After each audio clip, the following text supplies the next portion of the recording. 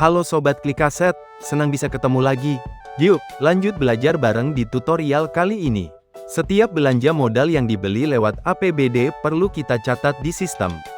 Nah, di tutorial kali ini saya tunjukkan cara inputnya langsung di aplikasi, langkah demi langkah. Pertama-tama, kita perlu menambahkan data pegawai terlebih dahulu. Silakan masuk ke menu pegawai. Pada menu pegawai, tambahkan minimal 3 jenis pegawai, yaitu pengurus barang, pengguna barang, dan pejabat pembuat komitmen, PPK. Klik tombol tambah untuk menambah data baru. Pertama, saya akan menambahkan data pengurus barang. Silakan isi form yang diminta. Lengkapi data pegawai sekurang-kurangnya pada bagian nomor induk pegawai, nama, jabatan, dan pangkat. Sementara kolom lain bersifat opsional dan dapat diisi kemudian.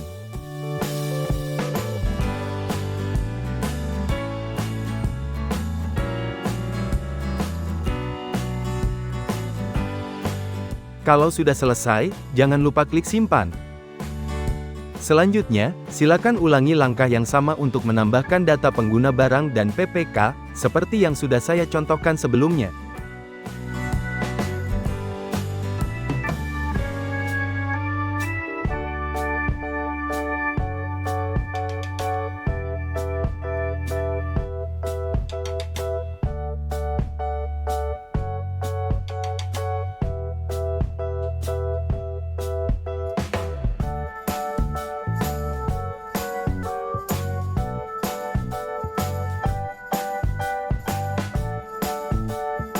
Kalau semua pegawai udah lengkap, sekarang kita lanjut ke menu pejabat unit. Di sini kita akan atur siapa aja yang tanda tangan di laporan. Tapi kalau udah pernah diset sebelumnya, bagian ini nggak perlu diulang. Silakan pilih pengguna barang, biasanya diisi oleh kepala SKPD.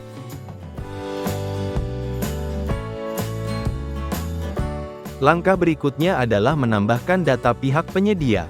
Informasi ini diperlukan untuk melengkapi data pengadaan, terutama pada dokumen kontrak dan laporan. Silakan masuk ke menu pihak penyedia. Sekarang tambahkan data baru dengan mengisi form yang sudah disediakan.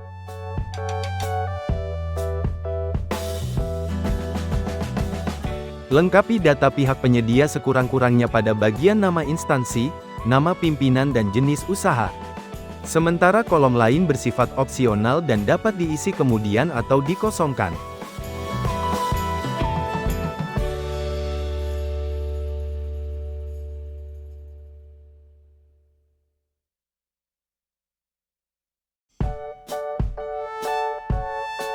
Jika data penyedia telah dilengkapi, langkah berikutnya adalah menginput data pengadaan.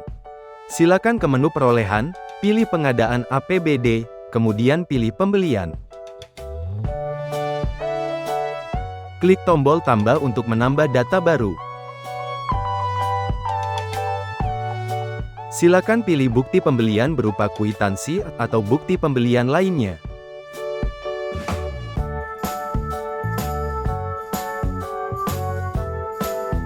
Isikan kolom nomor dengan nomor bukti pembelian.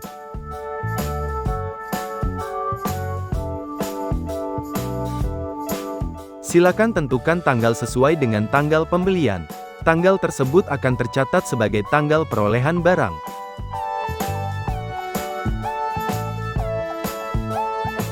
Sesuaikan program, kegiatan dan subkegiatan. Kemudian pilih pihak penyedia, lalu isikan informasi tambahan pada kolom keterangan.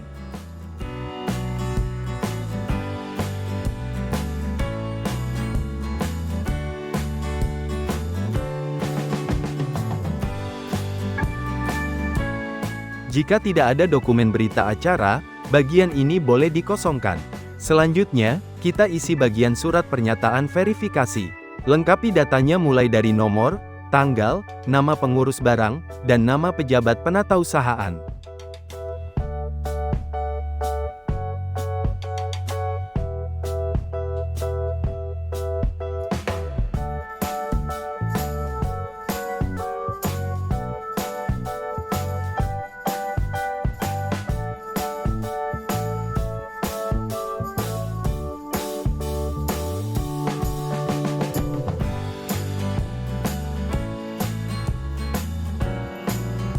Selanjutnya, Anda perlu menambahkan data rekening belanja modal. Klik ikon panah di sisi kiri tabel, kemudian tekan tombol tambah untuk memasukkan data rekening baru.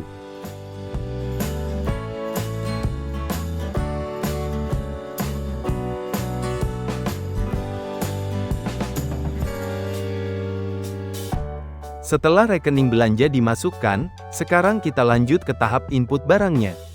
Silakan klik ikon panah di sebelah kiri tabel rekening, lalu pilih tombol tambah untuk menambahkan barang.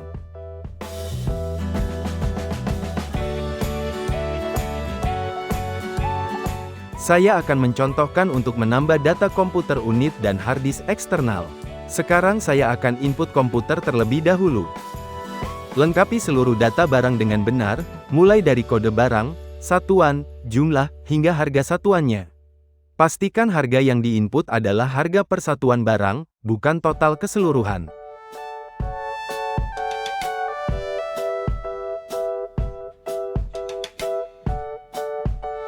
Selanjutnya, Anda diminta untuk melengkapi data spesifikasi barang. Caranya, klik ikon edit pada sebelah kanan tabel barang.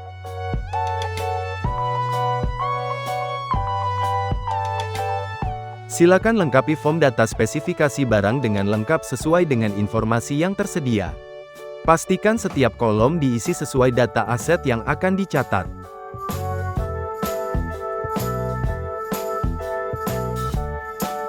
Pada kolom pengguna, silakan isi nama instansi atau unit kerja tempat barang tersebut digunakan. Jika barang digunakan langsung oleh personil tertentu, Anda bisa mengisikan nama orangnya di kolom ini.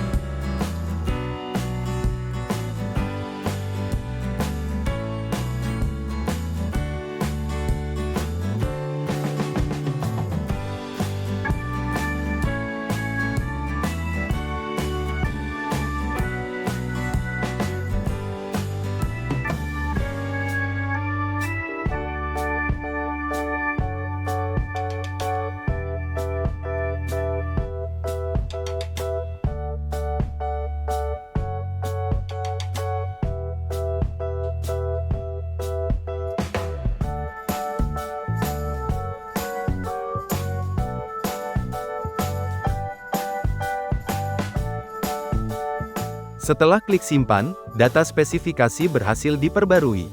Selanjutnya, saya akan menambahkan harddisk eksternal. Jika Anda akan menginputkan lebih dari satu barang, caranya sama seperti tadi. Silakan ikuti langkah-langkahnya.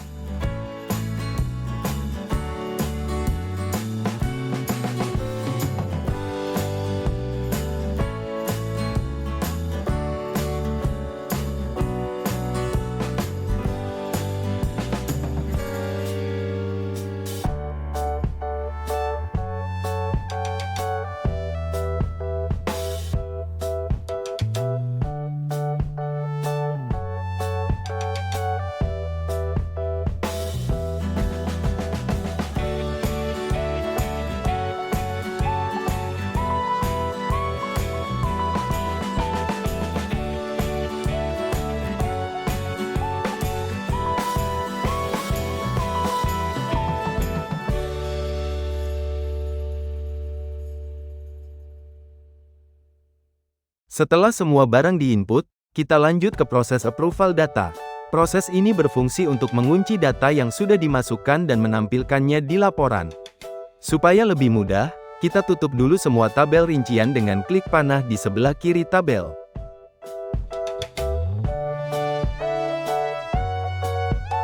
Selanjutnya, klik ikon mata untuk masuk ke proses approval. Setelah tampilan detail muncul, gulir ke bawah dan klik tombol edit atau ubah. Kemudian, ubah status dari draft menjadi approved, lalu simpan perubahannya.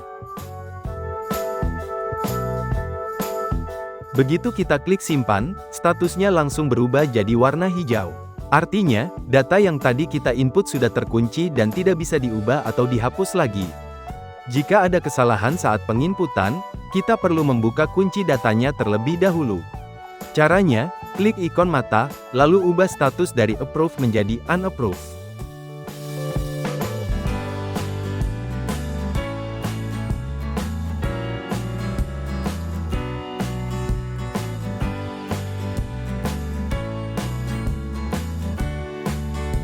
Nah, kalau statusnya sudah dikembalikan maka data yang sudah kita input bisa diubah atau dihapus lagi.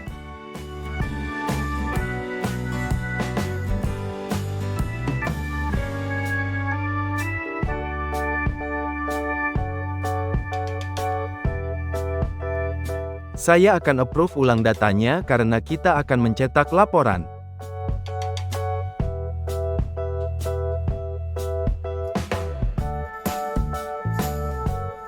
Untuk mencetak surat pernyataan verifikasi, silakan klik ikon cetak di sebelah ikon mata. Inilah format surat pernyataan yang digunakan untuk menyatakan bahwa proses pembukuan transaksi pengadaan telah dilakukan melalui aplikasi.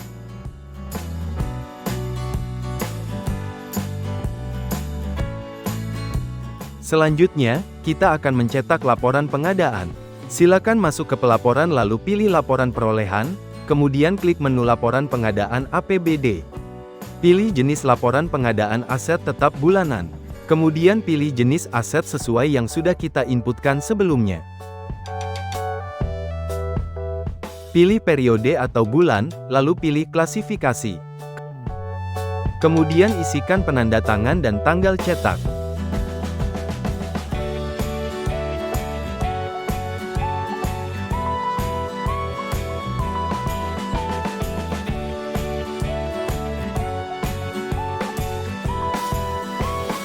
Inilah format laporan pengadaan bulanan yang bersumber dari APBD.